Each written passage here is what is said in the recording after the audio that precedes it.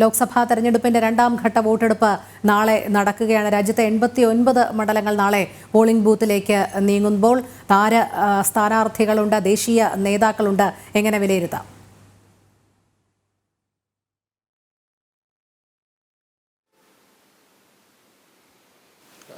രോഹിണി, 12 സംസ്ഥാനങ്ങളിലെ 88 മണ്ഡലങ്ങൾ കൂടാതെ ഒരു കേന്ദ്രഭരണ പ്രദേശം, അങ്ങനെ 89 മണ്ഡലങ്ങളിലാണ് നാളെ തെരഞ്ഞെടുപ്പ് നടക്കുക. ഇപ്പോൾ നിശബ്ദ പ്രചരണങ്ങൾ തുടരുകയാണ്. കലാശക്കൊട്ട് കേരളത്തിലൊഴികെ മറ്റൊരു സംസ്ഥാനങ്ങളിലും കാണാൻ കഴിഞ്ഞില്ല എന്നുള്ളതാണ് യാഥാർത്ഥ്യം. കേരളം കഴിഞ്ഞാൽ ഏറ്റവും അധികം മണ്ഡലങ്ങളിൽ തെരഞ്ഞെടുപ്പ് നടക്കുന്നത് കർണാടകത്തിലാണ്. കർണാടകത്തിൽ 14 ഇടങ്ങളിലാണ് തെരഞ്ഞെടുപ്പ് നടക്കുന്നത്. അതേപോലെ തന്നെ രാജസ്ഥാനിൽ 13 ഇടങ്ങളിൽ തെരഞ്ഞെടുപ്പ് നടക്കുന്നു. ഒപ്പം ഉത്തർപ്രദേശ്, അതേപോലെ തന്നെ മഹാരാഷ്ട്ര എന്നീ സംസ്ഥാനങ്ങളിലെ 8 ഇടങ്ങളിലായി തെരഞ്ഞെടുപ്പ് നടക്കുന്നു. അതേപോലെ തന്നെ മധ്യപ്രദേശിൽ 7 ഇടങ്ങളിൽ തെരഞ്ഞെടുപ്പ് നടക്കുന്നു. പശ്ചിമ ബംഗാളിൽ 5 ഇടങ്ങളിൽ, ആസാമിലും 5 ഇടങ്ങളിൽ, ഇങ്ങനെ മുഴുവൻ 89 മണ്ഡലങ്ങളിലാണ് തെരഞ്ഞെടുപ്പ് നടക്കുന്നത്. അവസാനഘട്ട ഒരുക്കങ്ങളൊക്കെ തന്നെ, ഈ മണ്ഡലങ്ങളിലെ അവസാനഘട്ട ഒരുക്കങ്ങളൊക്കെ തന്നെ കേന്ദ്ര തെരഞ്ഞെടുപ്പ് കമ്മീഷൻ കൃത്യമായി തന്നെ വിലയിരുത്തുന്നുണ്ട്. ഇതിൽ ഏറ്റവും എടുത്തു പറയേണ്ട, അല്ലെങ്കിൽ ഒരു സ്റ്റാർ മണ്ഡലം എന്ന് കരുതേണ്ടത് രാജസ്ഥാനിലെ കോട്ടയാണ്. അവിടെ നിലവിലെ ലോക്സഭാ സ്പീക്കറായ ഓം ബിർള മത്സരിക്കുന്നു എന്നുള്ളതാണ് ഏറ്റവും പ്രാധാന്യം. 2014 അവിടെ മത്സരരംഗത്തേക്ക് എത്തിയ ഓം ബിർള അവിടെ 2 ലക്ഷത്തിലധികം വോട്ടുകളുടെ ഭൂരിപക്ഷത്തിൽ ജയിച്ചു. പിന്നീട് 2019 വരുമ്പോൾ അവിടെ 3 ലക്ഷത്തിലധികം വോട്ടുകളുടെ ഭൂരിപക്ഷത്തിലാണ് ഓം ബിർള ജയിച്ചത്. സ്വാഭാവികമായും ഈ ഒരു തെരഞ്ഞെടുപ്പിൽ വലിയ റെക്കോർഡ് ഭൂരിപക്ഷം ഉണ്ടാകുമെന്നാണ് അവിടെ കരുതുന്നത്. ഒപ്പം തന്നെ ഓം ബിർളയ്ക്ക് വേണ്ടി പ്രധാനമന്ത്രി അടക്കമുള്ള ആൾക്കാർ അവിടെ പ്രചരണത്തിന് എത്തിയിരുന്നു.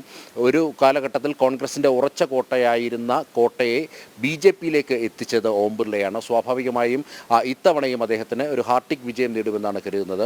ഒപ്പം തന്നെ 2 മുൻ മുഖ്യമന്ത്രിമാർ മത്സരിക്കുന്നു. ഒന്ന് കർണാടകത്തിലെ മാണ്ടിയിൽ നിന്നും HD കുമാരസ്വാമിയാണ് മത്സരിക്കുന്നത്. NDAയുടെ ഭാഗമായി അദ്ദേഹം മത്സരിക്കുന്നു. തീർച്ചയായിട്ടും മാണ്ടിയിലും അവിടെ ഉറച്ച വിശ്വാസം തന്നെയാണ് NDAയ്ക്കുള്ളത്.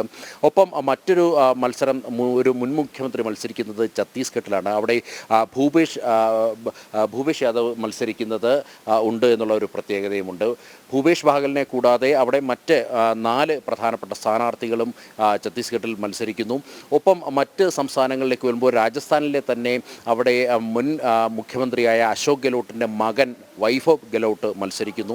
അതേപോലെ തന്നെ BJPയുടെ 2 സംസ്ഥാന അധ്യക്ഷന്മാർ, ഒന്ന് വയനാട്ടിൽ K സുരേന്ദ്രനും മറ്റൊന്ന് പശ്ചിമ ബംഗാളിൽ സുമന്ത അധികാരിയുമാണ് മത്സരിക്കുന്നത്. ഇങ്ങനെ 2 BJPയുടെ അധ്യക്ഷന്മാർ മത്സരിക്കുന്നു എന്നുള്ള പ്രത്യേകതയുണ്ട്. ഇങ്ങനെ വളരെ സ്റ്റാർ മണ്ഡലങ്ങൾ. ഒപ്പം തന്നെ മധുര പരിശോധിക്കുമ്പോൾ അവിടെ ഹേമമാലിനി മത്സരരംഗത്തേക്കുണ്ട്. അവിടെയും BJP വലിയ ഭൂരിപക്ഷം, റെക്കോർഡ് ഭൂരിപക്ഷം ലഭിക്കുമെന്നുള്ള കരുതുന്ന ഒരു മണ്ഡലമാണ്. അവിടെ കഴിഞ്ഞ തവണ ഹേമമാലിനിക്കെതിരെ മത്സരിച്ചത് RLDയുടെ സ്ഥാനാർത്ഥിയായിരുന്നു. ഇത്തവണ RLD NDAയ്ക്കൊപ്പമാണ്. അവിടെ 2019 വോട്ട് കണക്കുകൾ പരിശോധിക്കുമ്പോൾ അവിടെ കോൺഗ്രസിന് ലഭിച്ചത് കേവലം 28,000 വോട്ടുകൾ മാത്രമായിരുന്നു എന്നുള്ളതാണ് യാഥാർത്ഥ്യം.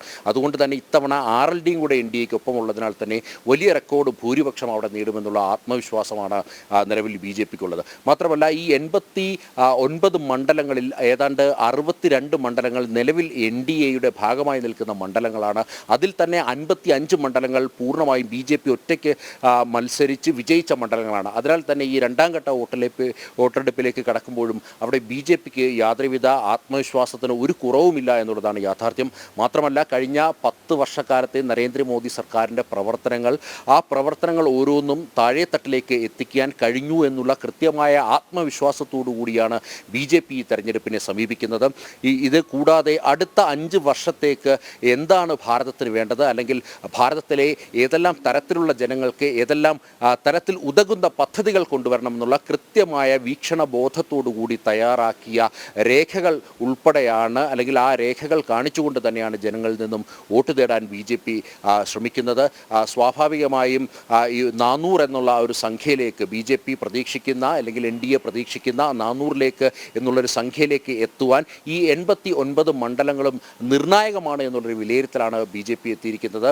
അതിനാൽ തന്നെ ഈ നിശബ്ദ പ്രചരണ വേളയിലും വലിയ രീതിയിലുള്ള പ്രചരണങ്ങൾ, അല്ലെങ്കിൽ ഏതെങ്കിലും തരത്തിലുള്ള അടിയൊഴുക്കുകളൊക്കെ തന്നെ ഉണ്ടാകുമോ എന്നുള്ളൊരു പരിശോധനയിലാണ് ഇപ്പോൾ BJP നേതൃത്വമുള്ളത്.